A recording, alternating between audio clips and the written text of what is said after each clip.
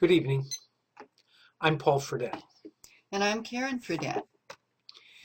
Together, Karen and I have been ministering to hermits and to religious solitaries throughout the world for about 17, close to 17 years now, through Ravenspread Ministries, right here from our home in the mountains of western North Carolina. A little over 6 months ago, we responded to an invitation from Brother Sean Bradley to contribute to the efforts of the Interfaith Franciscan community by offering weekly programs on the Doves for Peace network. And we're pleased that you have joined us this evening. In recent weeks, we've begun to tell the story of a very courageous and fascinating woman, Clare of Assisi, who lived in the 13th century, but who is every bit as inspiring and as much a model for people today in trying to respond to the gospel and an authentic spiritual life as she was for the people of her own day 800 years ago. Before we began ministering to hermits, Karen spent over 36 years as a poor Clare at the monastery of Santa Clara in Canton, Ohio. And during that time, she researched the life and the times of this marvelously fascinating person. I'm going to try to show you a picture over here of Clare of Assisi. And the results of Karen's work were published in a book that came out in 1984 entitled Clare, Her Light, and Her Song. And this evening, we'd like to pick up where we left off last week. We've just been sort of setting the stage for Clare's life. And after our first few attempts to outline the times that she lived in, last week we focused on the person of her mother, Ortolano Favaroni di Offerduccio, a noble family who lived in the city of Assisi, which is in the north central part of Italy, more or less. And we looked at Ortolana's deep religious sensitivities and her undertaking of these extraordinary pilgrimages during her life. And we looked at that against the backdrop of a very tumultuous time, the times of the Third Crusade, and the early stages of the formation of nation states in Europe, where there was constantly shifting balance of powers on the Italian peninsula, where Assisi, Clare's home, was located. Karen? We also took note that in the tumult, one of it was the uprising of the middle class in Assisi. Well, actually, the formation, right, of the middle class. There really hadn't been much of a middle class until the merchants and the artisans mercantile trade began to develop. Right, and Francis' father, Pietro Bernardone, was one of those. But Francis had greater ideals, and he usually ran around the city with the nobles. He dreamed of being a knight, and he took part in a couple uprisings that took place. The major one was in 1198, when the middle class of Assisi rose against their nobles and drove them from the city, as well as their German overlords. So we have Clare and her family taking refuge as exiles in Perugia, which is a small city about 12 miles across the Umbrian Valley. And when I made my pilgrimage to Assisi, some years after I finished the book, I made a point to take a bus ride over to Perugia. And I could see how it was possible when the light was right and it was a clear day, that they could see the opposite city. They were arch rivals, still are today. But it was built on a hillside, just like Assisi was. All small towns in Italy were, for reasons of defense. So you can catch a glimpse of Monte Subasio from Perugia, and I pictured Clare and her family sometimes looking across the valley longingly to their home and hoping that they could go back. We have a few pictures over here that we could share with you, and these are views from Perugia. This is from the top of Perugia, looking across the valley back towards in the direction of Assisi.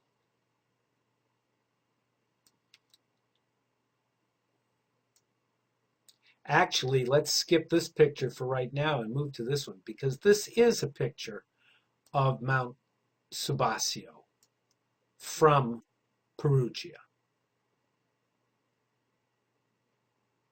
I'm sorry, Karen, continue. Well, in 1202, the nobles that had taken refuge in Perugia joined up with the nobles of the city, plus they managed to get help from the nearby city of Foligno. And they all joined forces in order to retake their place in Assisi. Of course, the young bloods of Assisi knew of the forthcoming battle. They had known nothing except success in their battles. So you could see them rising up, excited, when they all gathered in the square with all of the church bells ringing, the flags flying, the crowds cheering. They're ready to march out, and it seems from the way the battle went, they were not very well prepared. This is a picture of the Rocca Maggiore, which had been the fortress that the German overlords had held and kept the city of Assisi under their thumb, and which was torn down by the first uprising in 1198. Now it's 1202, and they're going back into battle. They were not apparently very well prepared. The army from Perugia crossed the Tiber, which runs through the Umbrian Valley, at an angle where the knights from Assisi did not see them. They landed on them with surprise, and they were taken captive. It was a very bitter but brief battle. The prisoners that they took were taken back to Perugia, where they were housed in the prisons of the city. This picture is a picture of the inner inner landscape of Perugia itself, with the oldest part of the city and its architecture there. These may very well have been the very steps along which Francis and his companions, who had been arrested, who had been defeated, were taken along this very path through the center of the city to the prison where they were lodged. So we have at this time Francis, a prisoner waiting for ransom, and Clare and her family also living in the same city at the same time, waiting for a chance to go back to Assisi. Paul? Well, as Karen said, the Francis had been given more or less mitigated accommodations in the prison because of his affiliation with the upper classes, even though he wasn't part of the upper class. His manners, his party going. You have to understand that Francis Bernardoni at this point is just about what, 20? About 20 years old. About 20 years old. And he's a happy-go-lucky guy. He's a dreamer. He's a partier. He's quite a spendthrift, and in some respects, a bit profligate. And his father loves him and indulges him and pays his debts and keeps supplying him with money so that he can more or less hobnob with the better classes of the city of Assisi in their kind of upwardly mobile attitude of Pietro Bernardoni and his wife Pica, whose ethnic heritage is French. So Francis kind of carries that attitude, almost a kind of a self-assurance, but a kind of an irresponsible self-assurance to all appearances, into prison with him, and keeps a rather cheerful countenance, and is so cheerful, as a matter of fact, in prison that he begins to really annoy the other young bloods who are there incarcerated with him, to the point where he really antagonized them, and they really turn on him, considering him a fool for his more or less upbeat demeanor. To which Francis biographers catalog that Francis responded, "So you think me a fool? Well, someday I will be honored by the entire world."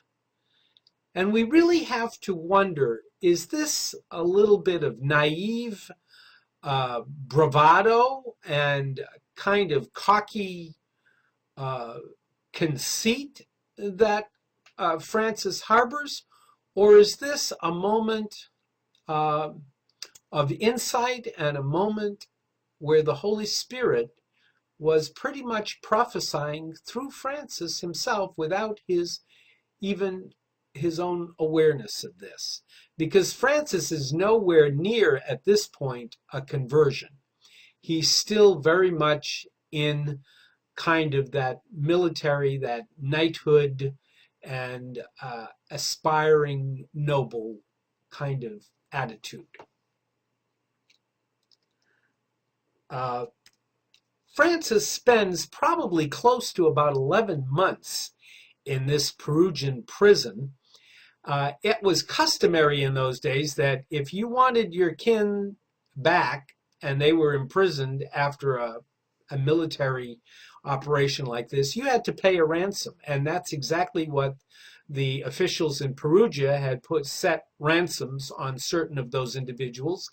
And it was up to Pietro Bernardoni, who, as we've said already, constantly indulged his son, to come up with the ransom money for his son. Well, for whatever reasons, Pietro allowed Francis to just stay in that Perugian prison, maybe hoping that there would be a further outcome and the amount of the ransom would be lessened, or maybe even done away with completely if other political arrangements were made as these small city-states tried to work out their difficulties with the shifting balance of power and allegiances and alliances that they were making. So for whatever reason, we don't know. But in the end, what really moved Pietro to come up with the ransom money was that eventually Francis, cheerful as he might have been, fell ill. Sanitation in those prisons wasn't really all that great, neither was the food. We don't know exactly what the nature of his illness was, but we've been told by several biographers that he was feverish and very weak, and his health had so become debilitated that his father paid the ransom and brought him home to Assisi, where he recuperated, but recuperated still over several months. It took him to recuperate from that illness. The point we're trying to arrive at here is that when finally Francis did recover from this illness, he was not the same person. No. He was no longer the party goer, no longer the jokester. He was no longer preoccupied with money and his friends and his fine clothing and he was not preoccupied with any of this at all. In fact, he spent hours and hours by himself. He wandered the countryside. He frequented caves. He began to pray, and he was really searching. He was confused about his life. He had all kinds of dreams. He had a lot of inner conflict. And one of the things that occurred at this time, which disturbed his family members and as well as his friends and acquaintances, was that knowing Francis as they did, they knew that from the time he was a little child, he had a tremendous abhorrence and fear of lepers. And lepers were still fairly common in Europe in those days and in Italy, and there were small communities of lepers in scattered leprosariums, small places where lepers could gather and could live, such as the conditions of their life allowed them to live. They weren't allowed to enter the city. People, if they wanted to serve the lepers, had to go out to the lepers. And the fear and abhorrence of lepers was pretty much taken for granted. Well, Francis, like many people of his day, really had this fear of lepers. And I want to just take a moment and show you, this is a medieval print, if you will, of a leper. You can see the stumps of the leg. This is a female leper, and she's carrying this bell. She's sitting there with a bell warning people away. You can see the stump or the bandaged part of one hand over here. And she's sitting begging, and and the lepers had special places that they could beg from. Also, there were places like, and this is probably would have been a place that was known to Francis himself, this is the Lazaretto of San Lorenzo, which was nearby to Assisi, and where Francis probably actually went. This is what really disturbed many of his family members and friends, is that he began to seek out lepers to feed them, to clothe them, and he even brought himself at one point, after praying over the Gospels, to embrace a leper and to actually kiss the leper. This was a major, major turning point in his life. And it was also a very, very scary time for his family members, friends, and acquaintances, because now, not only did they not recognize this person, but he was becoming the butt of jokes and outrage throughout the city of Assisi as he haunted the countryside and the caves. Karen? Well, Clare lived in Perugia with her family from about the ages of 4 to 12. That's 6 or more years. And she made many friends among the children that she lived with. Friendships that endured throughout her life, as we'll see later. There were the daughters of the other exiles from Assisi, including Benvenuta di Perugia and Filippa di Gislario. There were also girls of the wealthy families in Perugia itself, with whom she made deep and lasting friendships.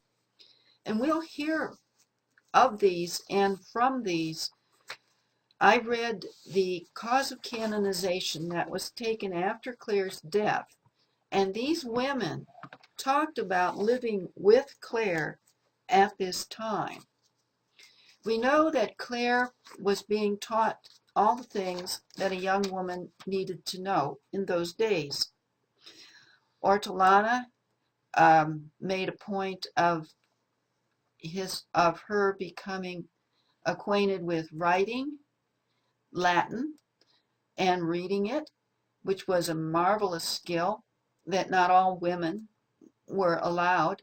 Latin was the only written language of Europe at that time, so that you had to both learn a new language as well as how to write.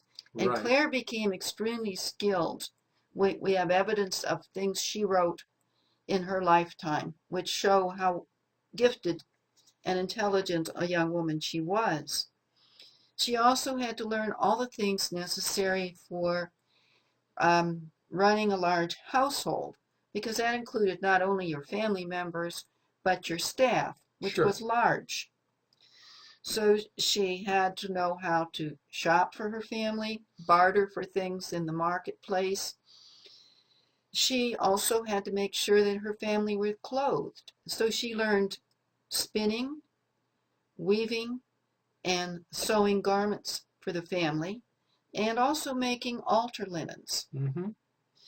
She was most likely taught what was known as the Assisi stitch, which this is an example of it. It's something like a counted cross stitch. I saw women in Assisi doing that to this day. They would be sitting outside their doors in the sunshine on the stone streets, stitching materials, tablecloths that were sold in the shops. Mm-hmm. And we have one here in our family, here in our own house. Yes, a small altar cloth. We use it as an altar cloth. Mm-hmm. But still, this was not such a happy time. Ortolana may have felt the sting of being in exile that Dante felt towards the end of that same century, and when he wrote how hard it was when you proved how salty tastes another's bread, and how hard a path it is to go up and down another's stairs. Yet not all was misery during those years. Pope Innocent III made frequent stops in Perugia because it was a city faithful to the Pope. It was a papal city, and so the Pope and his entourage came there frequently. At one moment, for certain, we have Clare, Francis, and Innocent III all in Assisi at the same time, though they may not really have known or had direct contact with each other. And Pope Innocent III, one of the most remarkable individuals on the European stage, probably ever, had just been elected to the papacy in 1198 when the uprising in Assisi began. And Innocent was a young man, relatively speaking. He was in his 40s. He was vigorous, and he was very astute, legally as well as spiritually. And he exerted all of his natural gifts as well as all of his ecclesiastical power and temporal power in some very, very skillful ways. For one thing, he fortified again the papal states and just pretty much restored them to their full integrity. And he made the kind of alliances throughout the continent with the newly emerging nation states, the powerful dukes and lords, in such a way that it enhanced his own power. But at the same time, he was very much a reform-minded pope. And he understood that as things changed in Europe, the spiritual reform of the church had to be accomplished in new ways as well. He looked at all of the evangelical groups that were emerging at that time. Many of them were highly suspect.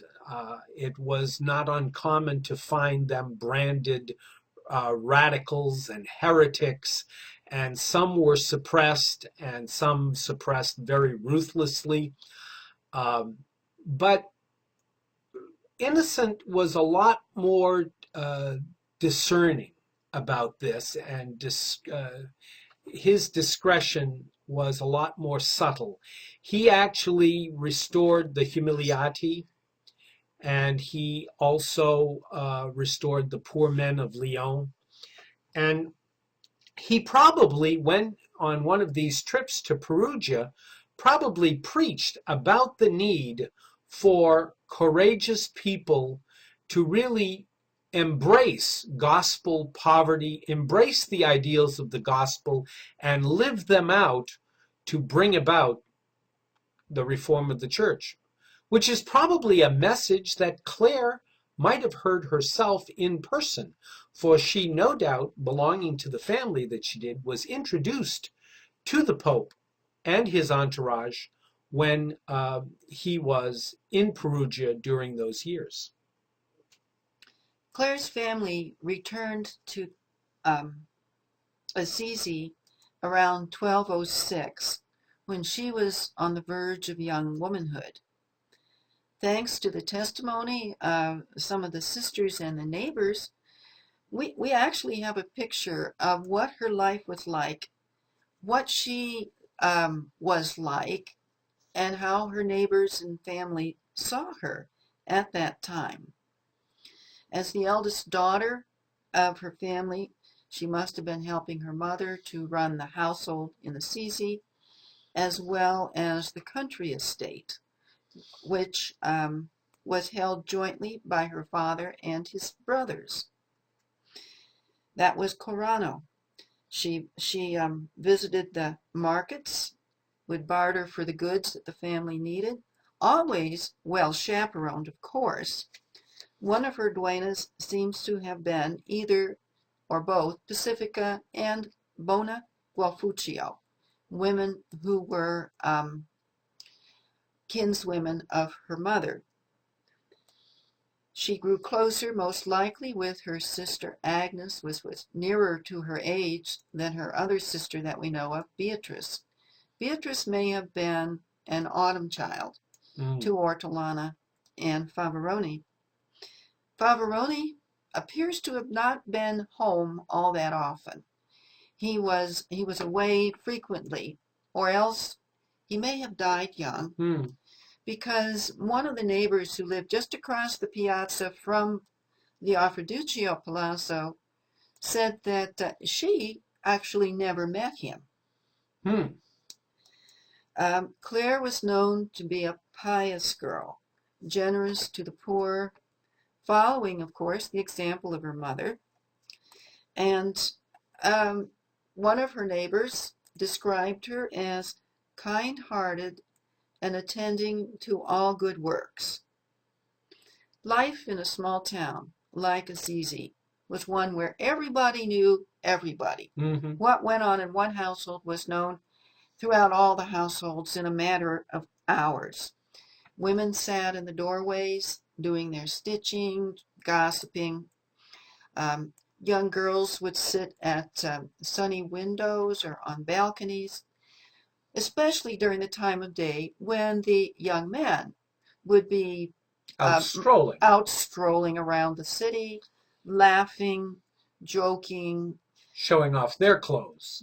Yes, and also most likely making comments on the young women that they saw at the windows and in the doorways. It's significant that Pacifica, one of her duennas, said that Clare didn't do this. She was fighting an inner struggle Mm. against her family's wishes to marry, and she did, as they said, that she just did not let herself be known or seen. She would stay within the family compound, staying in the courtyard perhaps, but kept herself hidden because she did not want to be seen as a prize for marriage. Her appearance is recorded for us by one of the men who probably was one of her suitors at one point, Ranieri di Bernardo, and he described her this way. She said, her face was oval, her forehead spacious, her color dazzling, and her eyebrows and hair very fair, which means she had the blonde hair of the Lombard women of her day. A celestial smile played in her eyes and round her mouth. Her nose was well fashioned and slightly aquiline. Of good stature, she inclined to stoutness, but nowise in excess. So what we have here is a picture of a tall and shapely young woman, radiant with health and goodness. Obviously someone who was attractive to both sexes. She laughed easily and smiled often. While working with the women of the household, she would very deftly turn the conversation from gossip to what she considered more appropriate, including the things of God. Apparently she wasn't stuffy about this, or no one would have followed her later in life. Well, it was a tumultuous time inwardly for Clare as she grew up um, during these 2 years after returning to Assisi. But it was as tumultuous, perhaps even more. The changes going on in Clare were rather quiet and unnoticed at this point, except within Clare herself. There were perhaps some early signs that her mother was aware of, or her sisters, or whatever, that not all was completely usual with Clare. But with Francis Bernardoni, it was quite different. Uh, During this course of these 2 years, he had become a stranger to his family, to the people who had been his friends, and to the townsfolk. He was made fun of. He was viewed as being mad. He was beginning to be actually cursed in the streets by his own father, by his brother Angelo. What was happening was that he was taken more and more to ministering to the lepers and to being by himself in prayer and meditation.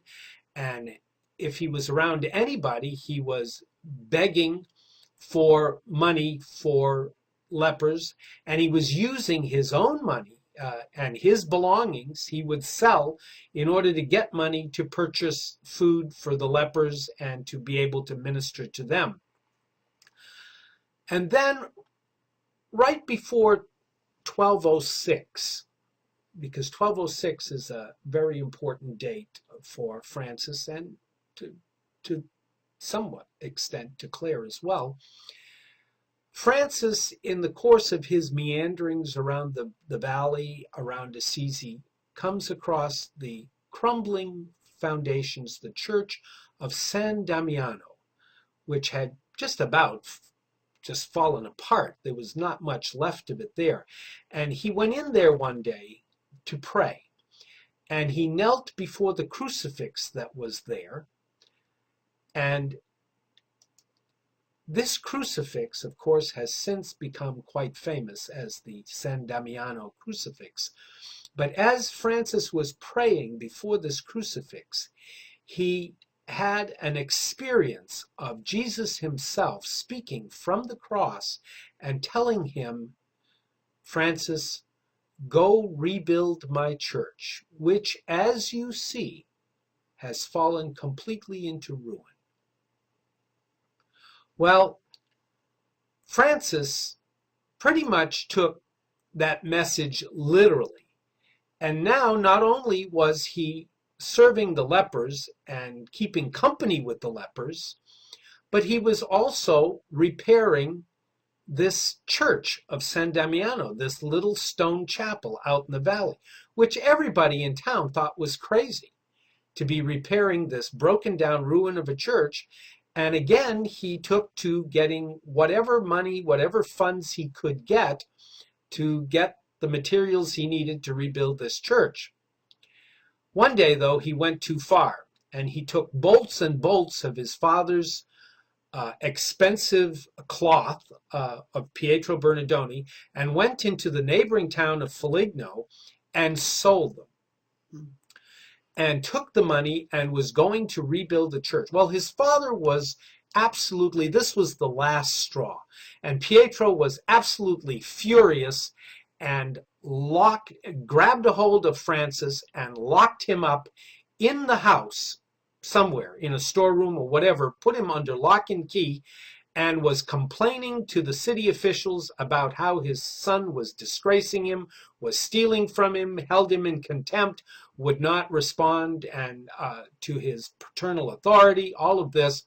Well, Lady Pica, Francis's mother, took pity on her son, and unbeknownst to Pietro, she let him loose and advised him to seek the protection of the bishop, which is exactly what Francis did. And Francis began to explain what was going on, the inner conflict, and what was going on in his heart and soul to the bishop. And actually, the bishop responded somewhat positively, but insisted that Francis find a way to make amends to his father. Well, in the meantime, Pietro Bernardoni, finding that his son had escaped him again, went to the city magistrates and to the bishop and demanded that there be a civic trial in which Francis would make restitution and would apologize to his father for his outrageous behavior. Well, the bishop sent word to Francis that he would have to appear. And so one fine day, early on in 1206, Francis made his appearance in the palazzo, at the palazzo of the bishop, which was really not at the present cathedral of San Rufino, but in front of the cathedral of Santa Maria Maggiore, the old cathedral, next to which the bishop continued to maintain his residence. So right there in the public square, with all of Assisi gathered around. And you can imagine this, everybody, including Francis's family, of course, his mother and his father, and in all likelihood, the family of Clare Favaroni would have been there, and perhaps Clare herself witnessed this.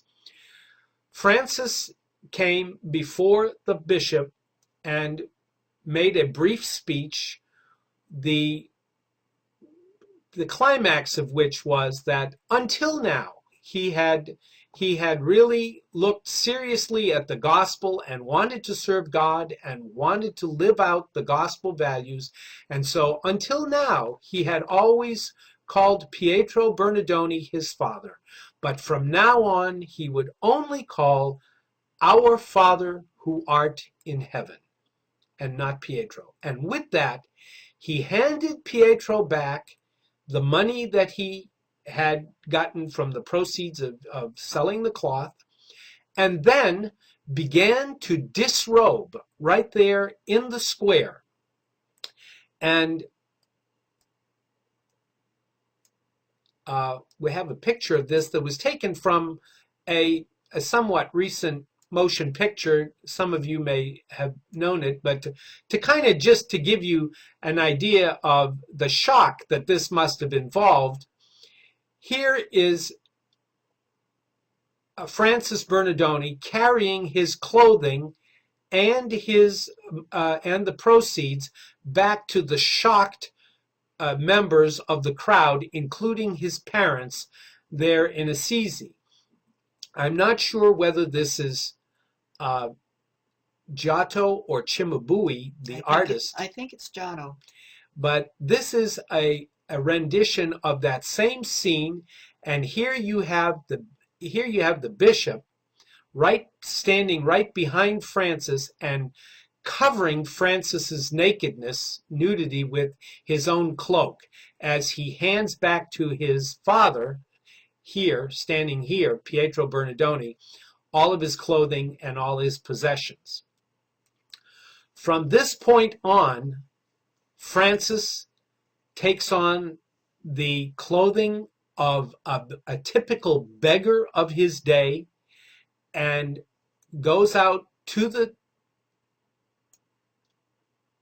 countryside and lives among the lepers and in the caves, and he continues to beg money for the repair of the church of San Damiano and preoccupies himself with rebuilding that church and ministering to the lepers.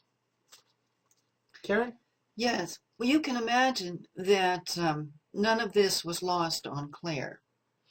She was listening and knew what it meant to have struggles such as Francis was going through, because at this point, her father, or her father's representative, being the uncle Minaldo, the eldest in the family, was putting a lot of pressure on her to marry.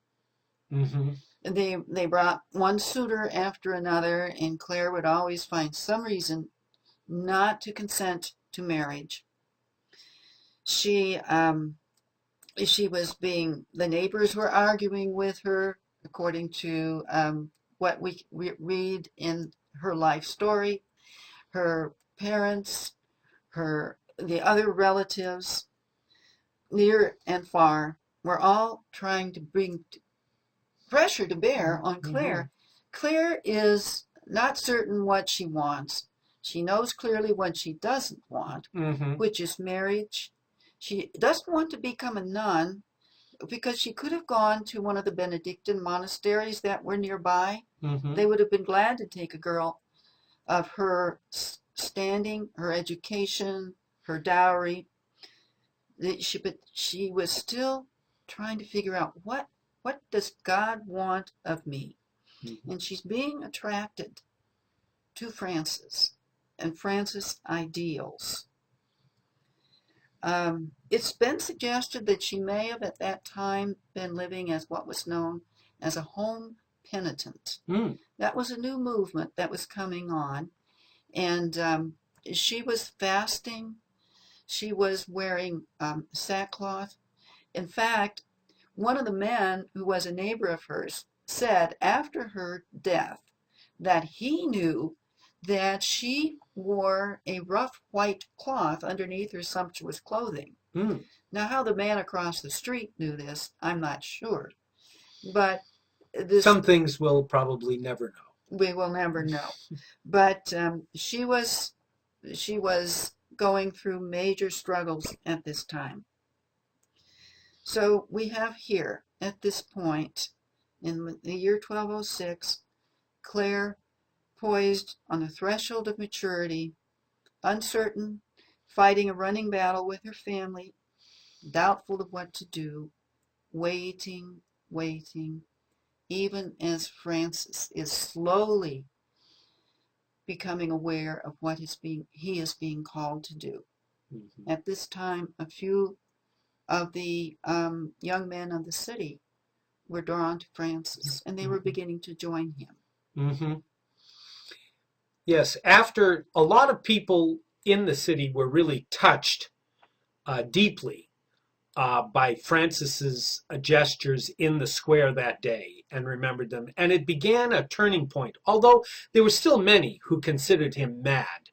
And there were still many who cursed him and made fun of him and everything else. But there were some now who were beginning to say that this young man was really taking the gospel seriously, that this young man was really speaking in a way that the Holy Spirit was moving through him. And they were beginning to be drawn to his values and the values of gospel poverty and gospel freedom. Yeah, he was a man who wasn't so much preaching conversion of others, but was very thoroughly converting himself. Right, exactly. And that is what impresses people most when they see the truth being lived out by the individual. Mm-hmm.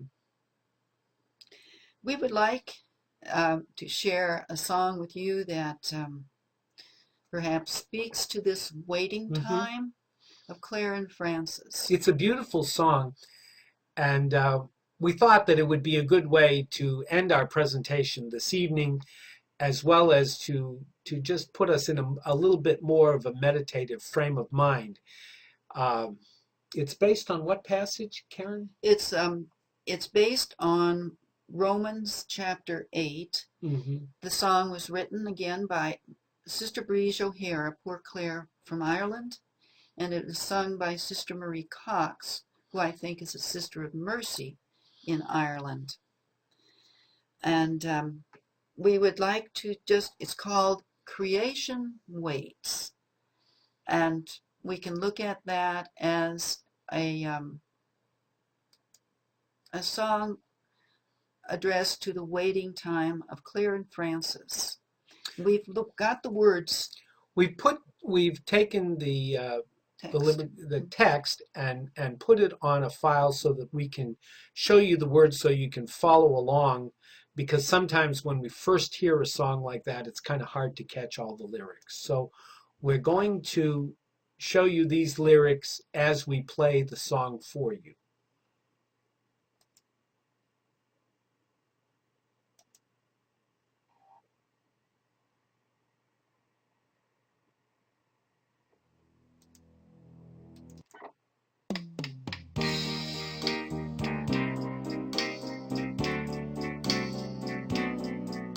Creation waits, creation waits for you and me to be revealed, to see at last on every face the life of God.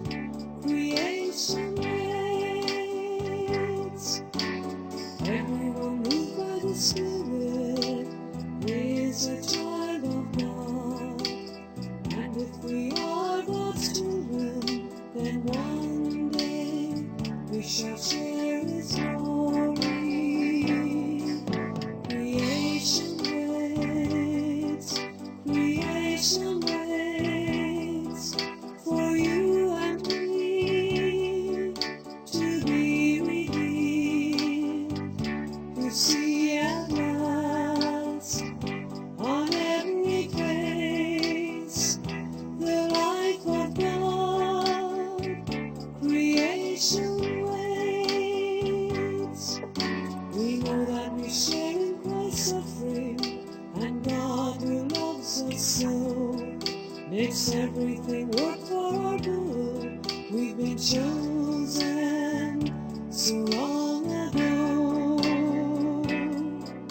Creation waits, creation waits for you and me to be revealed, to see at last on every face the life of God. Creation waits. Nothing can ever divide us from Christ nor from His love.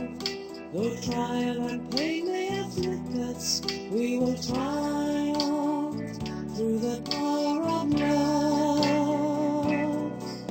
Creation waits, creation waits for you and me to be revealed, to see at last on every face the life of God. Creation waits. Creation waits,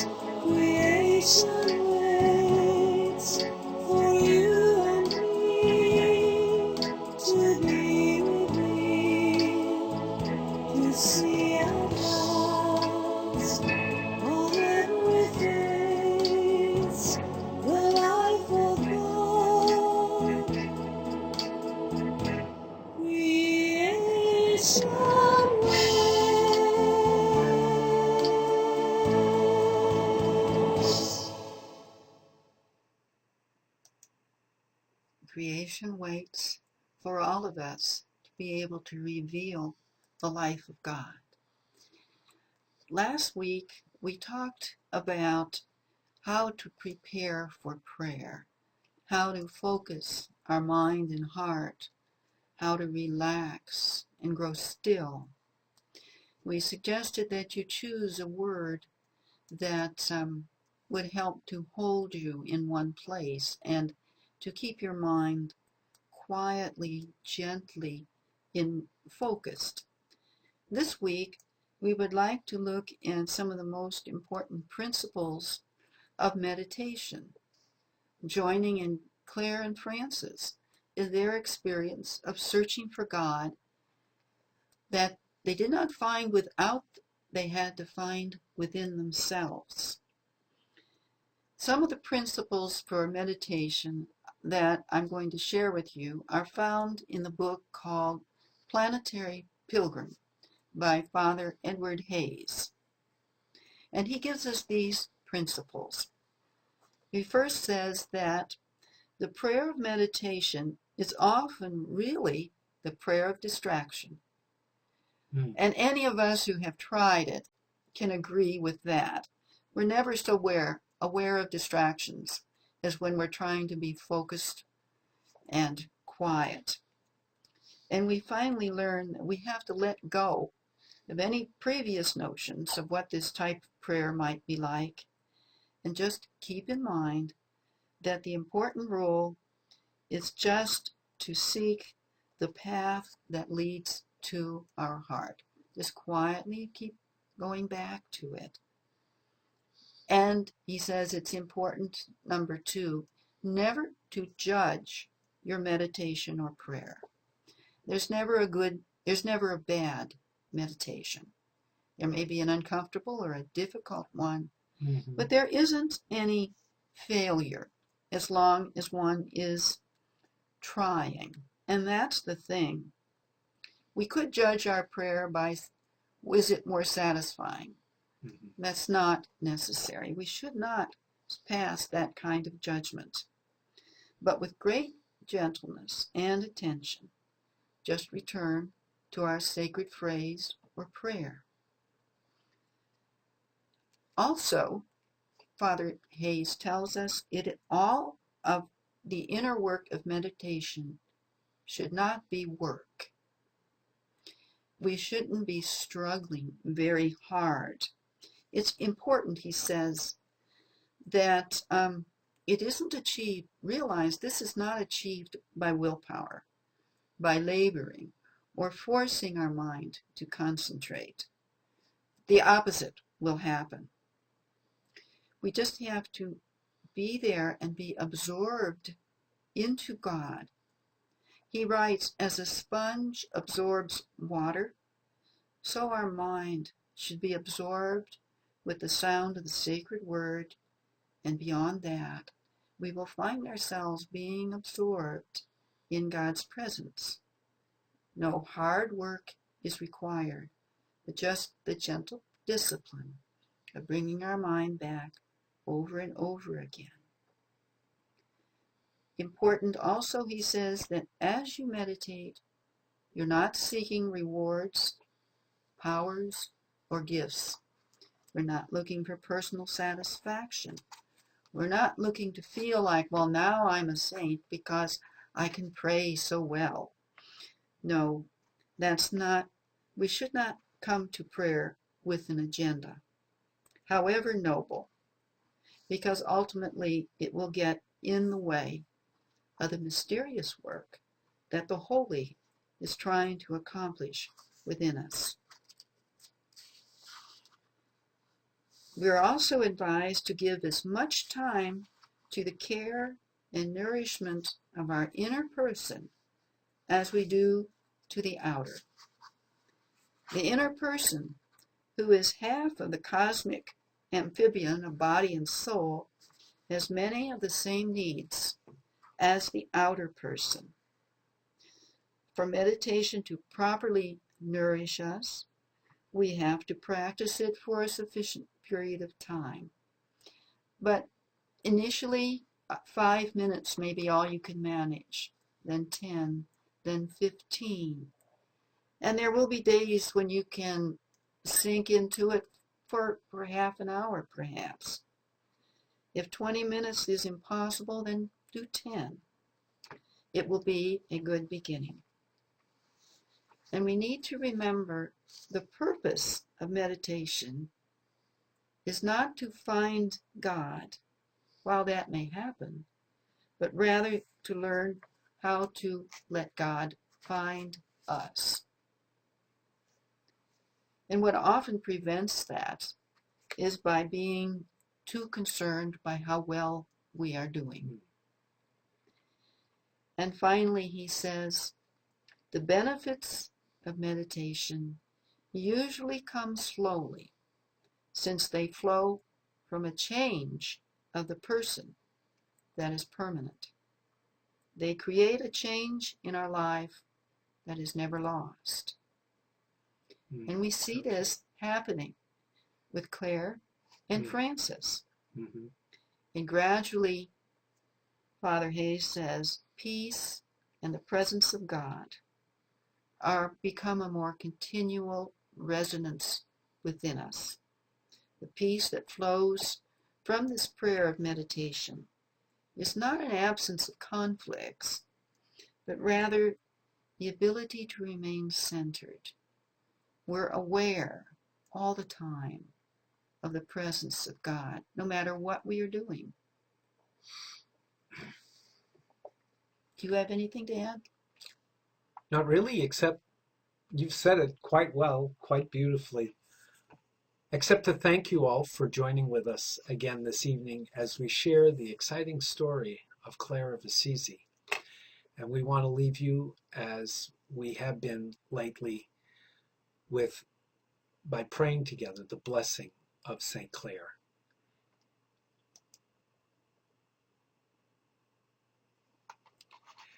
Our Lord bless you and keep you. May he show his face to you and be merciful to you. May he turn his countenance to you and give you peace. And may the Lord be with you always, and wherever you are, may you be with him always.